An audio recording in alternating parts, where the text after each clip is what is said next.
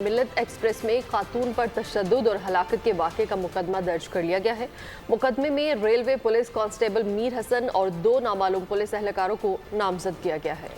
Postmortem report में खातून की हलाकत की वजह ट्रेन से गिरना करार दिया गया है। चलती ट्रेन में खातून का कत्ल या खुदकुशी, तहकीकात जारी। मिल्लत एक्सप्रेस में खातून पर तशद्दुद और हलाकत का मुकदमा मुतवफ़िया के भाई की मुद्दत में दर्ज कर लिया गया। Railway police constable Mir Hasan और 2 नामालूम पुलिस एहलकार नामजद। मुतवफ़िया के भाई का कहना है कि रेलवे पुलिस एहलकार बहन को बुरी नजर से देख रहा था, मना करने पर तशद्दुद किया। FIR के मुताबिक खातून को मुल्ज़मान ने चलती ट्रेन से धक्का दिया, नकदी और जेवरात भी छीन लिए थे। खातून की दोस्त का कहना है कि मरियम की ज़हनी हालत बिल्कुल ठीक थी और वो पार्लर की इंचार्ज थी। वो ज़हनी मरीज़ बिल्कुल भी नहीं थी, बिल्कुल ठीक थी। वो पार्लर में बतौर इंचार्ज काम करती थी। अगर वो ज़हनी मरीज़ होती तो वो फिर इंचार्ज कैसे होती पार्लर की? वो अपने टाइम 12-1 बजे जाती थी, रात में 1-2 बजे आती थी वापस। मेरे बच्चों के साथ बातचीत करती थी, सामान वगैरह मंगवाना, पानी मंगवाती थी फिल्टर से या दूध दही वगैरह जो भी। कभी भी ऐसा हमने नहीं देखा। जहां बहक खातून मरियम बीबी की मिल्लत एक्सप्रेस में एक और वीडियो सामने आ गई। वीडियो में खातून को बच्चों के हमरा देखा जा सकता है। पोस्टमार्टम रिपोर्ट में खातून की हलाकत की वजह ट्रेन से गिरना करार दिया गया है। रिपोर्ट और दीगर शवाहिद तहकीकाती टीम को पहुंचा दिए गए। जराये के मुताबिक मुसाफिरों की जानिब से पुलिस एहलकार को खातून की शिकायत की गई, जिस पर पुलिस एहलकार ने समझदारी का मुजाहिरा करने के बजाय खातून पर